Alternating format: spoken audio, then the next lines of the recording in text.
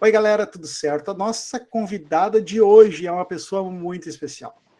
Verena Cavalcante teve agora o seu livro publicado na Dark Side e por ser o primeiro livro ali publicado, e eu já estou assim mega ansioso de conversar com ela, porque para mim é uma pessoa prodígio.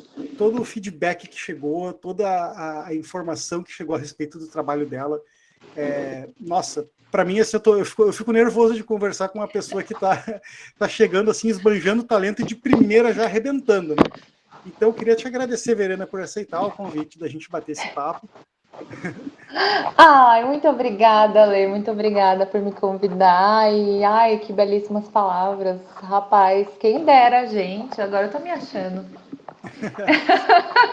Não, mas tem mais que se achar mesmo, porque assim, para chegar ali no hall de escritores ali na Dark, né, é um caminho longo, acho que é um caminho que muita gente almeja, e chegar ali muitas vezes sem um background, às vezes de anos de carreira, meu Deus, a gente se assusta, essa pessoa é muito foda, sabe? Tipo, então, acho que Cara, é a bizarro. expectativa assim, é bem alta. É bizarro, é bizarro. Até agora minha ficha não caiu. Até agora eu tô em estado de choque. Eu não sei se eu nasci com o cu virado pra lua. Eu não sei, na real mesmo. Mas, nossa, muito obrigada. Fico super grata por toda essa Pois é, apresentação. não, e, assim, E, e todo mundo vem, né? A Paula Feb, o Castro, o César Bravo, nossa, a galera tá enlouquecida com o teu trabalho, e eu acho que assim, para chegar no ponto de ter essa repercussão dentro de protagonistas assim que estão aí na cena, eu acho que isso nossa, é um motivo de orgulho, né? E eu tô muito curioso para saber como é que tu chegou assim como é que foi a tua relação com o horror desde o começo, assim, tu sempre escreveu? Ou é uma coisa assim recente? ai, nossa. Ah, então, a minha relação com o horror, ela é desde a infância. Ela rola desde a infância. Ela começou com o cinema de horror. Eu comecei a assistir filme de horror quando, sei lá, na barriga da minha mãe. Então, desde que eu assisto TV, eu assisto filme de terror. Eu nunca tive medo. Quer dizer, quando eu era bem pequenininha, eu tinha muito medo do Chuck, mas quem não tinha medo do Chuck, né? Principalmente tendo 1 milhão de boneca em cima da cama, eu acho que a própria boneca ela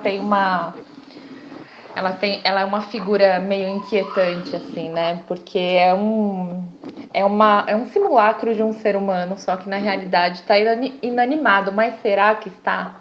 Porque às vezes a gente tem a impressão de ver mexer, né? Principalmente quando a gente é criança, assim. Então, eu tinha medo do Chuck e tinha medo de um filme de aranhas, que eu não me lembro o nome. Aliás, eu falei Ah, sobre eu esses tinha filmes. também. Aracnofobia, por acaso?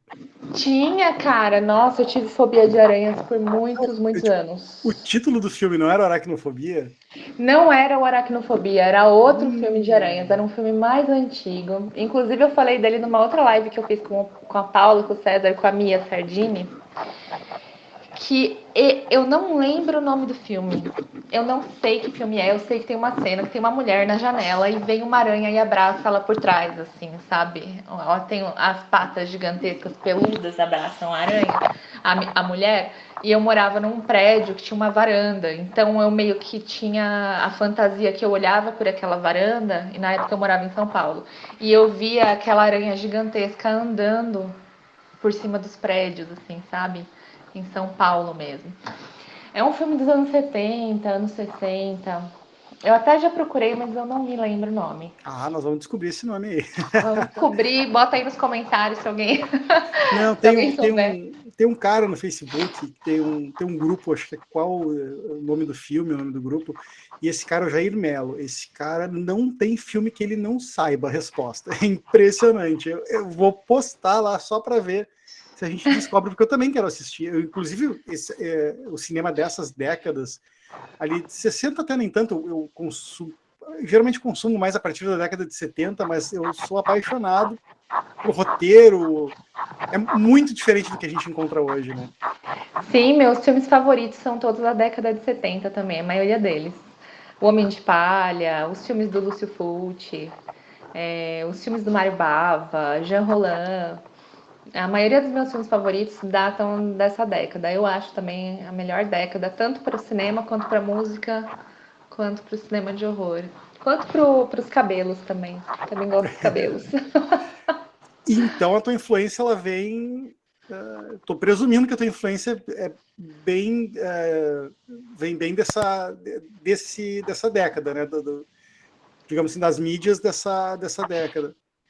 Então, cara, na literatura, na literatura não, assim, na minha escrita não. A minha escrita, na realidade, se eu fosse escolher alguma década, eu acho que ela se passa mais durante os anos 90, que é quando eu era criança. E aí eu retomo muitas coisas da infância, né? Eu acesso várias coisas da minha infância, de coisas que eu vi, que eu escutei, e histórias que minhas avós contavam, minha família contava. Então eu acho que se eu fosse escolher uma década, eu ia escolher a década de 90. Mas sobre essa questão do meu contato com o horror foi por meio do cinema e eu escrevo desde sempre. Quando eu era criança, eu escrevia história de. Eu fazia fanfic da Pequena Sereia, do, da Bela e a Fera. Então, eu escrevia o que eu queria que acontecesse no final, ou uma outra história. Né? Quando eu era criança, eu fazia isso. Aí, depois, a partir dos 10 anos, eu comecei a escrever diário, né? Que é uma forma também de escrita, né? E eu escrevi, aliás, eu tenho um diário dos 10 aos 21 anos guardado. Eu Nossa. tenho tipo um baú assim de diários. Realmente era diário. Todos os dias tem uma página. Todos os dias eu escrevia alguma coisa, assim. Tinha alguns dias que eu não escrevia, mas aí depois em outros dias eu escrevia coisas gigantescas e inclusive eu escrevia histórias também, mas era tudo também nesse universo de pegar um filme, um livro que eu já gostasse e aí criar ali uma coisa que tinha relação com isso. Eu só fui escrever seriamente, assim, de pensar num formato, pensar num modelo de um livro que eu fosse publicar, né? Tivesse essa intenção de publicar quando eu tinha 23 anos. Uhum. Antes disso, era só uma coisa que eu fazia para exteriorizar ansiedade, o que eu sentia. Era uma coisa muito pessoal. Não, mas eu acho que isso faz toda a diferença, assim, quando a arte, quando ela é produzida a partir de uma necessidade de extravasar de alguma forma, eu não sei, eu acho que a gente se conecta melhor do que aquela arte produzida para ser consumida, assim, simplesmente, não sei como explicar. Eu também sou meio leigo, assim, eu não sou um cara que entende de arte, eu sou apenas um cara que gosta. Então, me perdoa se eu acabar falando besteira aqui. Ah, pelo amor de Deus. Não, mas quem é, né? Todo mundo aqui é leigo. A gente ama, né? Nós somos apaixonados pela arte, né? Mas termo técnico, nada disso importa no fim das contas. Importa o que a arte vai trazer pra gente, que sentimentos a gente vai conseguir acessar, né, através dessa arte. E eu concordo muito com você também. Eu acho que muitas vezes a gente encontra, talvez, alguns livros meio engessados em algumas fórmulas que as pessoas já sabem que dá certo, né? Que a gente até fala que é meio clichê, né? Porque vende e a gente já sabe que é um negócio que funciona. E o livro que eu acho que tirando esses livros que eles têm esse propósito mesmo, assim, né? Que existem mesmo. Esse propósito bem engessado de se tornar best-seller e de vender muito. É sempre uma exteriorização de alguma coisa, né? De alguma questão. Se o autor quer falar daquilo, é uma coisa que ele vai se dedicar durante meses, às vezes durante anos, né? Ele vai acabar acessando coisas ali e mexendo em questões ali dele mesmo, né? Ou de pessoas ao redor dele, que vão acabar atingindo o leitor de alguma maneira. E é sempre muito, muito rico quando isso acontece. Eu concordo. E uma dúvida que eu fiquei quando tu estava falando assim de como tu começou a escrever, que era sempre digamos assim, uma continuação, uma derivação de obras, sempre era com a temática do horror, assim? Tu desviava, tipo, pegava uma pequena sereia e fazia um trashzão, assim, ou isso veio depois? Então, eu assim, quando eu era adolescente, bem jovem, assim, 13, 14 anos, eu gostava muito de fantasia. Então, nossa, eu sabia falar élfico, eu sabia falar Sindarin, do Senhor dos Anéis. Então, eu era fascinada por esse universo, porque a literatura para mim sempre foi uma forma e eu acho que para muitos de nós, né, de escapar da realidade, né, uma forma de escapismo. Eu lembro que às vezes eu pegava um livro e aí eu lia esse livro e aí eu não parava de ler até acabar. Aí depois que ele acabava, eu abria ele e eu continuava lendo ele. E às vezes eu não dormia.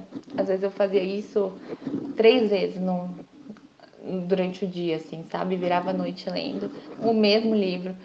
Então, assim, como eu era uma espécie de escapismo para mim, eu me refugiava um pouco nessas histórias. Então, elas sempre tinham uma relação, uma coisa mais do fantástico, mais da fantasia, que hoje não é presente na minha literatura. Eu acho que eu enjoei, porque eu fiz tanto, eu li tanto, eu escrevi tanto sobre essa temática que hoje eu me cansei. Mas o horror mesmo começou a aparecer na minha literatura quando eu já era adolescente, por volta de uns 15 anos, 15, 16 anos. Aí eu brincava com lobisomem, que eu sempre gostei demais, eu sou apaixonada por lobisomem. Vampiro, eu gostava demais do Hannibal Lecter. Eu tinha várias histórias sobre o Hannibal Lecter, várias, várias, várias. E foi indo assim, até que quando eu tinha 23 anos eu decidi me comprometer com uma coisa mais autoral, assim, minha, que não tivesse nenhuma influência externa. Uhum. E aí foi quando surgiu, porque tu teve uma publicação de 2015, é isso? Isso, foi meu primeiro livro em 2015. Uhum. Eu publiquei 2 livros antes de entrar na Dark Side, e esses 2 livros, eles compuseram o livro que está na Dark, que está acontecendo, que foi publicado agora pela Dark. O Inventário de Predadores Domésticos, ele é um compilado dos meus 2 primeiros livros, que é Larva e o Berro do Bode, mas mais uma adição de novos contos que compõem esses 2 universos, porque são livros com temáticas diferentes. Então eu reescrevi todos esses contos desses 2 livros e eu acrescentei novos contos nessas 2 frentes e fiz um conto de transição de um livro para o outro. Porque o Larva, esse meu primeiro livro, ele é um livro de contos narrados por crianças, em que as crianças narram situações de violência, de abuso, de uma infância suja, cruel, uma infância muito, muito brasileira, né, eu acho. E o Berro do Bode, que eu escrevi alguns anos depois, ele já tem um viés de contos insólitos, um realismo fantástico, mais calcado nas histórias de interior, de assombração, de gente bicho, que é uma coisa que eu gosto muito. E aí é isso. Nossa, eu confesso que eu tô mega curioso para ter acesso ao livro, eu tô esperando chegar aqui. Que bom. E não, desde o título, assim, o título já me assustou e eu consigo entender um pouco, pelo menos eu acho que eu tenho uma ideia da semelhança, assim, tipo, porquê desse título. mas eu te confesso que é bem o tipo de leitura que me interessa, que me fascina, assim, só de pegar de sentir esse gostinho assim desses pequenos spoilers, eu já fico, nossa, preciso ler esse livro. E livro de conto eu geralmente acho mais fácil na minha condição de uma pessoa que trabalha o dia inteiro, que tem filho, chega de noite já tá cansado, já tá, tipo, né, e aí o conto é mais tranquilo, tu lê ali um conto e tu consegue dormir no outro dia, tu, né, não tem muito aquela coisa que, tipo, nossa, tu dá aquela ansiedade, agora eu tenho que parar, mas eu não quero parar, né? E onde eu parei, né? Você consegue terminar. Eu gosto também do conto porque você consegue chegar no fim dele, né? Você consegue ler aquilo, pronto, acabou. Se você quiser, você vai para outro. E isso é muito, muito bom. Eu gosto de coisas curtas e potentes na literatura, assim, sabe? Para escrever, né? Porque eu gosto de ler tijolões também, gigantescos, mas na minha escrita eu gosto de coisas assim que vão ser curtas e vão marcar. E... Não, eu gosto também, eu não escrevo, né? Quer dizer, até já tentei, assim, tipo, no passado, mas assim, mais por diversão, né? Mais uma questão de exercitar a criatividade. Não tenho pretensão nenhuma de escrever nada, assim. Mas eu acho que não é porque é um conto que tu precisa ficar preso no conto, né? O conto, ele consegue criar ali um universo de contos, de repente, que se relacionam e consegue contar uma história bem mais ampla, de uma forma tão rica quanto num romance, num livro maior, né? Tipo, Sim, o VHS, o DVD do César Bravo nossa, que mesmo, né? grandes exemplos. Se você for ver, ele é um romance, né? Ele é um universo todo interligado por esses contos, né? E uma coisa que talvez facilite quando a gente coloca. Eu não sei se facilita para quem está escrevendo, mas para quem está lendo, parece que é mais fácil de aceitar, digamos assim, a expansão desse universo, né? Porque a gente consegue trazer novos personagens, novas histórias que vão se relacionar, enfim. E eu acho que fica mais digerível, assim, para quem. Porque eu confesso, eu gosto de ler, mas se a leitura é muito pesada, é muito difícil, eu já estou cansado, é difícil de eu conseguir dar tração em livros assim, então, mas quando eu pego um livro que eu gosto, e gosto muito, principalmente nesse estilo, nossa, devoro muito rápido. E talvez seja uma característica de outras pessoas que também gostem do horror, gostem de ler, mas não tem aquela... que não se identifiquem assim como aqueles leitores vorazes, né, que tem ali coleções de livros e tal. E eu queria te perguntar, como é que foi essa tua descoberta assim pela Dark Side? Como é que aconteceu de tu ir para Dark assim? Então, como eu falei, eu nasci com o cu virado pra lua. É, então, eu lancei o Larva, né? E eu lancei o Berro do Bode também. E foram tiragens minúsculas, assim, sabe? Coisa de 100 exemplares. E que de editoras independentes, editoras pequenas, que não estavam em livrarias, não é geralmente disponível para venda só no site da editora. Mas tinha uma editora no Rio de Janeiro que tinha o meu livro. E aí parece que um dos editores, uma das pessoas que trabalhavam na Dark foi nessa editora. E o livreiro que trabalhava lá foi nessa livraria. E o livreiro que trabalhava lá tinha lido meu livro, gostava do meu livro e recomendou meu livro. E aí o meu livro foi parar na mão dessa pessoa que trabalhava lá na Dark.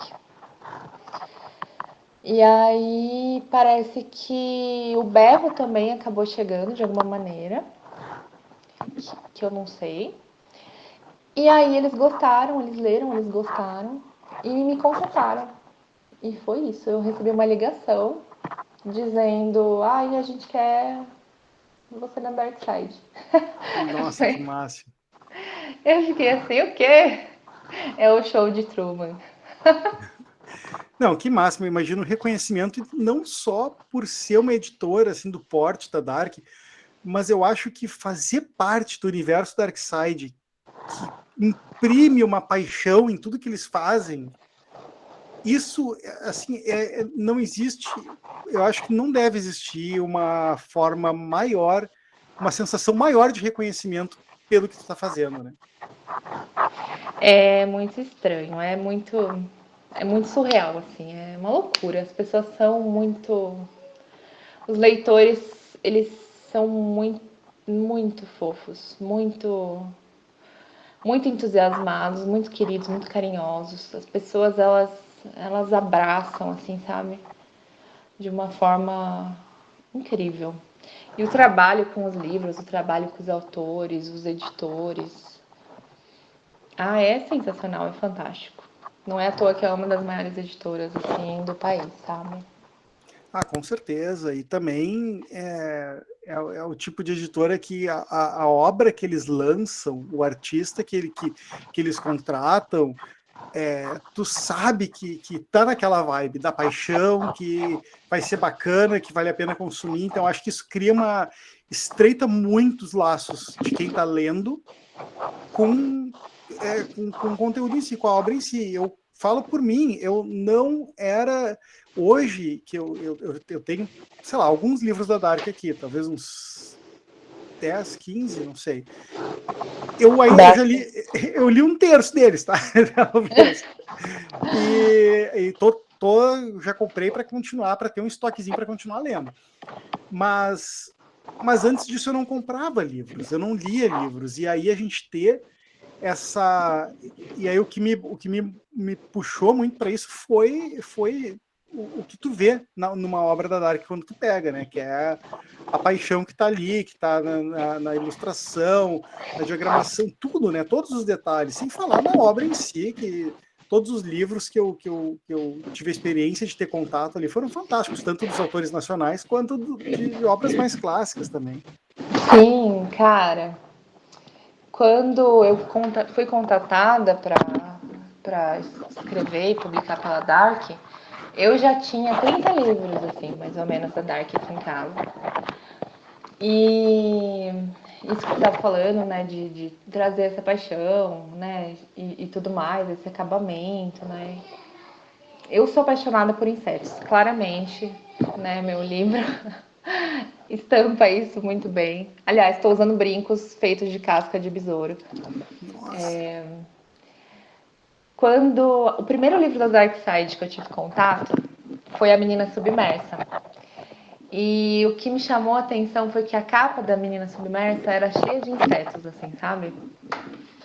E foi um dos primeiros lançamentos da Dark. E eu lembro de estar na livraria e eu estar olhando alguns livros na livraria e esse livro pegar a minha atenção. E ele não tinha nem sinopse atrás, era só uma capa dura com esses insetos, com essa libélula. E eu lembro que eu olhei para esse livro, eu peguei esse livro e eu pensei, esse livro foi feito para mim. Sabe, eu tive essa sensação de que aquele livro tinha sido feito para mim.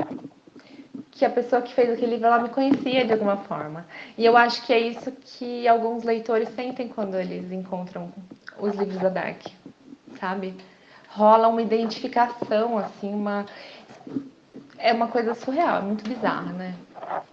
Ah, sim, e eu acho que depois, eu acho que assim, até como autor, né, ou autora, no caso, ele deve ser uma coisa fantástica tu ter esse acolhimento. Nossa, tipo assim, quando a Dark te abraça, né? Nossa, eu não consigo imaginar assim palavras para descrever como é que deve ser a sensação, né? Ai, nem eu. Também não consigo. Mas assim, se a gente for voltar um pouquinho, né? Nessa jornada de publicação assim independente, editoras menores, eu estou bem curioso porque assim eu sou muito leigo nesse assunto e eu queria entender como é que funciona. Tipo, tu escreveu e daí tipo tu tem que ir atrás e aí batalhar e como é que funciona assim? É tu que banca a impressão dos teus livros, ou eles têm algum... Como é que funciona isso? Então, depende muito da editora. Tem editora que faz um trabalho em que você paga pela tiragem, e tem editora que faz um trabalho em que você envia o livro, envia o original, eles avaliam. Se eles tiverem interesse em publicar, eles publicam uma tiragem inicial, e aí você vende essa tiragem inicial, você, o autor, faz um lançamento, tipo na sua cidade, né?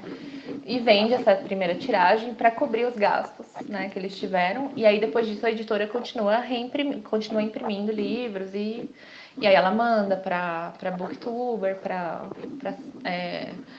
blog de literatura, né?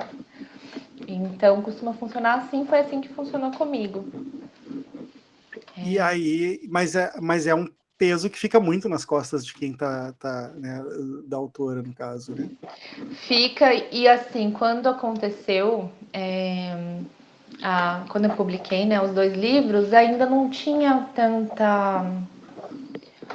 Rede social existia, óbvio, Facebook existia, mas não tinha Instagram, ou se tinha eu não usava, não tinha TikTok, eu não usava Twitter, então era muito limitado. Eu botava lá no meu Facebook, eu compartilhava, e aí se alguém visse, bom, se ninguém visse, e era meio que isso.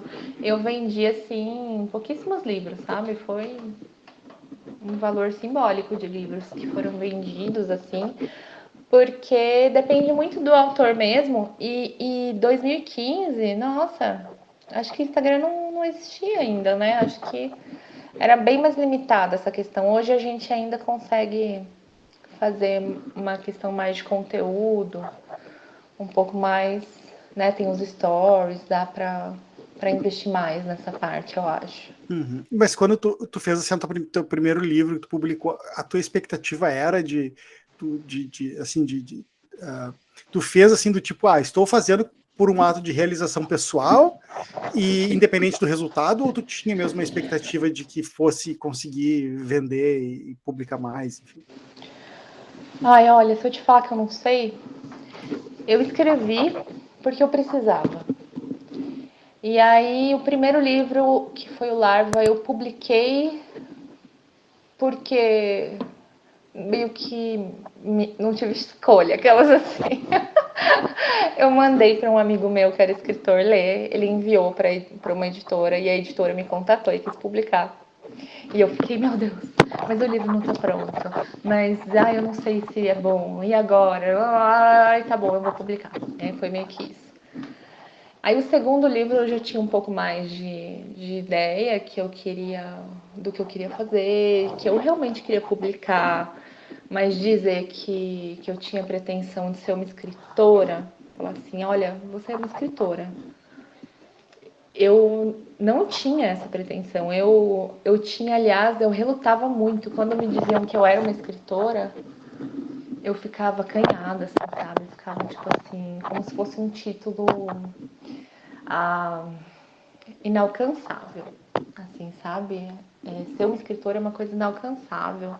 Então, eu escrevo histórias, mas eu não sou uma escritora. Eu conto histórias. Eu falava assim, eu sou uma contadora de histórias. Eu sou aquela senhora que fica na mesa da na mesa do café da tarde, contando história. E aí eu escrevo, é só isso que eu faço. Eu escrevo a história, mas eu não sou escritora. Porque eu achava que tinha um peso, porque eu também estudei letras e sempre fui apaixonada por literatura. E aí eu sempre via os autores como, sabe? Ai, meu Deus, é uma semideusa, é um semideus. Olha isso, essa pessoa é um gênio, essa pessoa. Então eu achava que eu era uma Hellis mortal, que não tinha o direito de se dizer escritora. Então quando chega esse momento que uma editora do porte da Dark Side chega para mim e fala, a gente quer você, a gente quer publicar tudo que você escrever, eu viro escritora. E agora?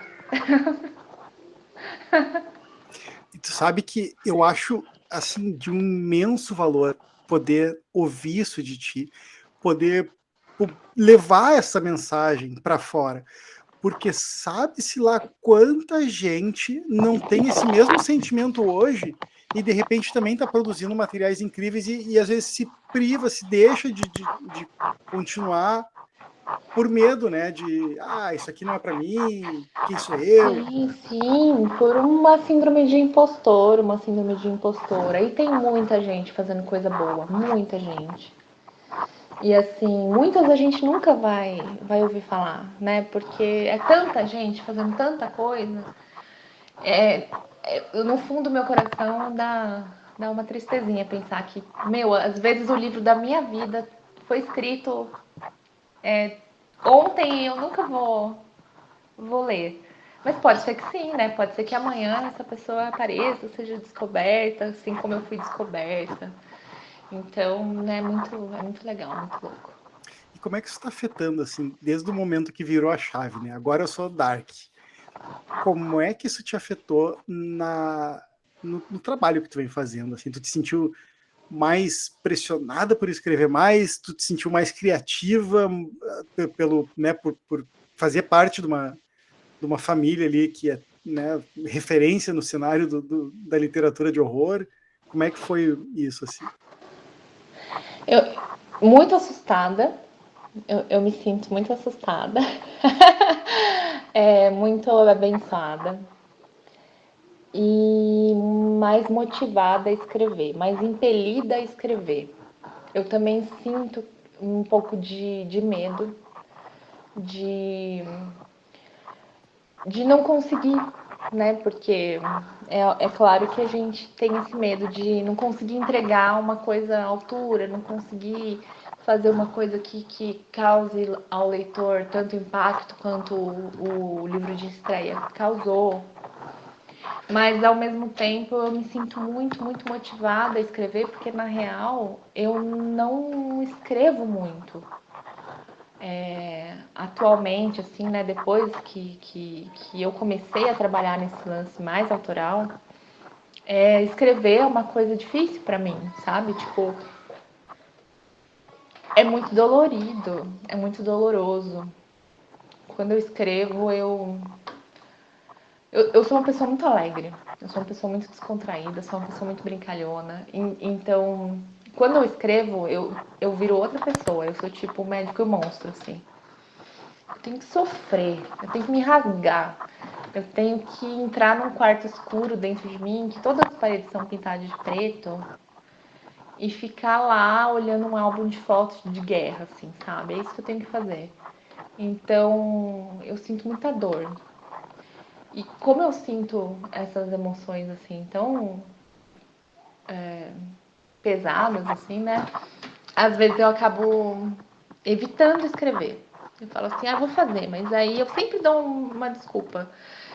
Eu acabo procrastinando, ou eu não faço. É, mas se não fosse estar na Dark, eu não sei se eu estaria escrevendo hoje. Eu penso que talvez eu não estaria fazendo isso. Talvez o Berro do Bode fosse meu último livro e eu não ia escrever mais nada. Ia escrever para mim mesma, ia escrever, continuar com os meus diários, que eu escrevi um diário de pandemia. E é isso. Mas agora eu sinto que eu tenho que fazer, eu tenho que me esforçar, eu tenho que entrar aqui dentro e mexer nesses baús. E aí é foda. Mas para fazer isso, o que te inspira, assim? Quando tu precisa, assim, agora eu vou entrar nesse quarto escuro. Para onde que tu olha, assim? O que acontece? Tem algumas coisas que me inspiram, assim, tipo, eu gosto muito de.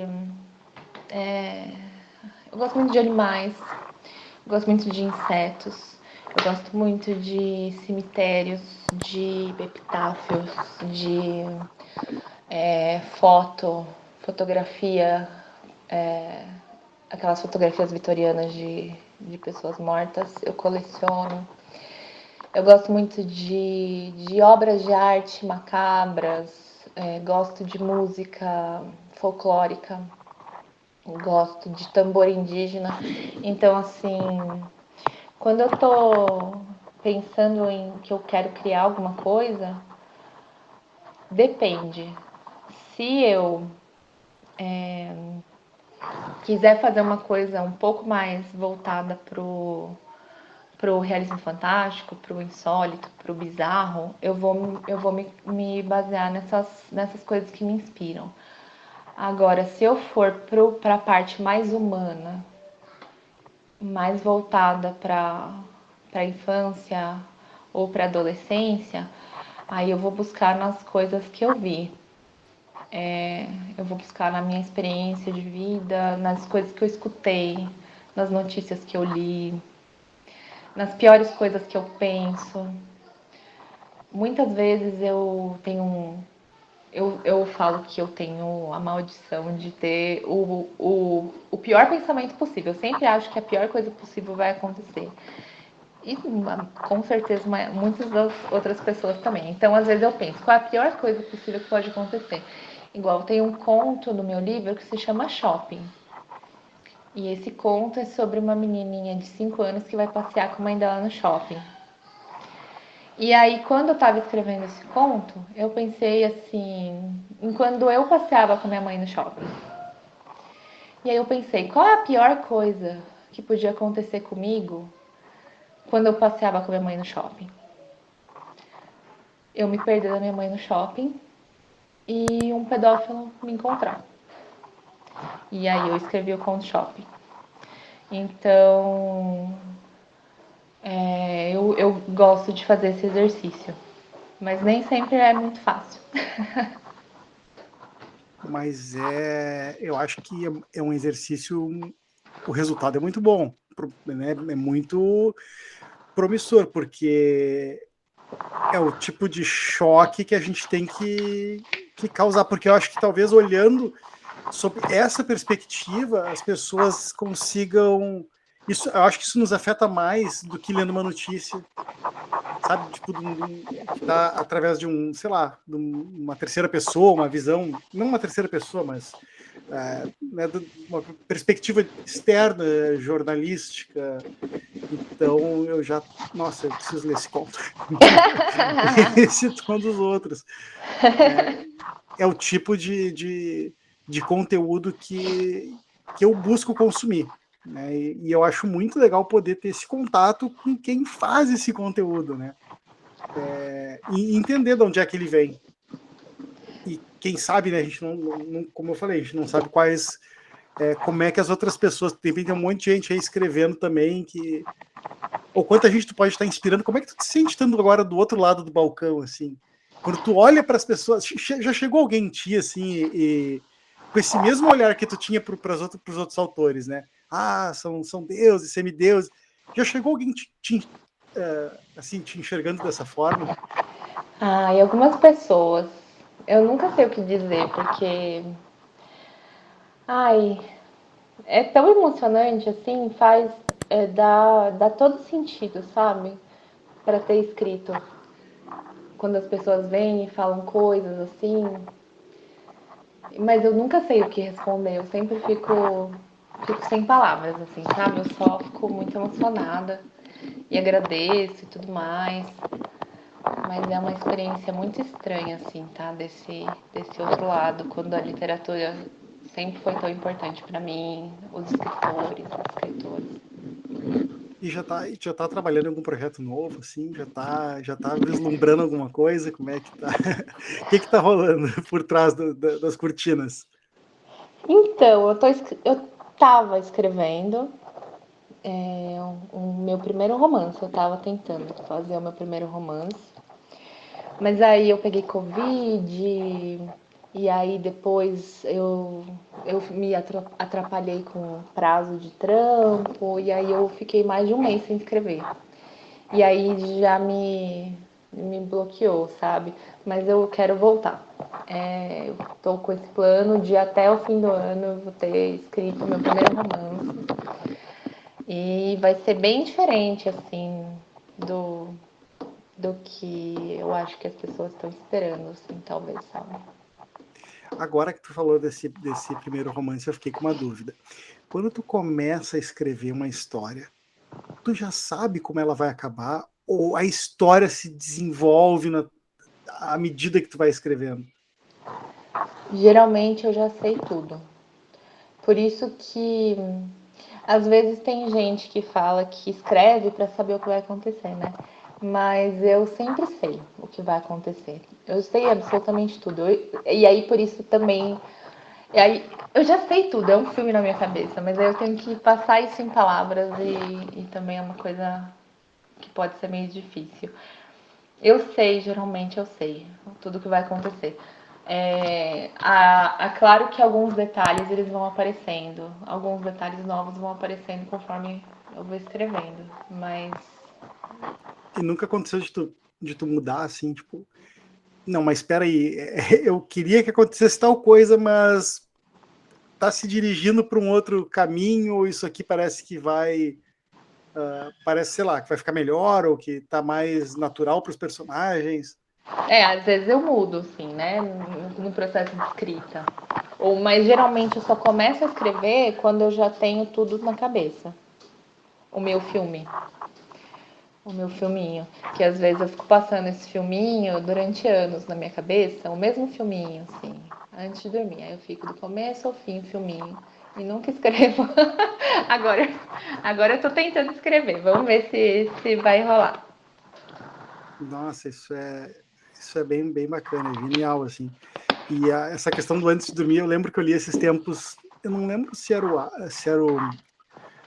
o Freud ou se era o Einstein que tinha uma técnica que eles faziam para se inspirar ou para atiçar a criatividade antes de dormir. Então, quando eles estavam quase dormindo, no momento que eles sentavam para dormir segurando um objeto, e quando cochilavam que o objeto caía no chão, eles acordavam, e daí naquele momento o cérebro estava tipo assim, numa transição assim para o sono, e era quando o cara despertava a criatividade e tal. Não Eu não sabia achei, disso. eu achei interessante isso, porque eu às vezes eu também eu penso melhor dormindo. Mas a história do antes de dormir, de repente, ó, tem aí uma janela. Então, olha só, tá aí um Ai, negócio. ai. Mas, Verena, que massa bater esse papo contigo. Eu curti bastante, assim, conhecer. Eu acho fantástico ter esse contato de saber como é que foi. Porque, e como é que está sendo essa experiência para ti? Porque, como tu disse, assim, tipo, a gente tem, às vezes, a ideia de que a gente está falando com pessoas que são, nossa, né, são quase deuses, e são gente como a gente, que também tem os seus receios, as suas inseguranças, mas que tem um trabalho muito foda para mostrar. E, nossa, um orgulho fantástico. Assim, eu posso te dizer que de todo mundo que eu já conversei, eu acho que esse foi um dos papos que eu fiquei mais, assim, tipo, entusiasmado, sabe? Mas o que será que ela vai responder? Tipo, Ai, que legal. Obrigada. Gostei então, muito da conversa. eu só tenho para te agradecer. Depois que chegar o livro, eu vou ler o livro, a gente vai conversar de novo. Eu quero muito dissecar esses contos, assim, a gente ter uns papos mais polêmicos, talvez. Ai, mamilos. Vamos sim. Só Então tá, chamar que eu Verena. venho. Tá, pode deixar. Muito obrigado pelo teu tempo e te desejo todo sucesso. Acho que tu, nossa, acho que tu já tem assim o sucesso, só que eu acho que esse filminho já passou e só está sendo posto em palavras agora. Ai, cara, muito obrigada. Muito obrigada pelo convite. Muito obrigada pela atenção. Adorei o nosso papo. E, como eu disse, precisando estamos aí, me chama que eu venho.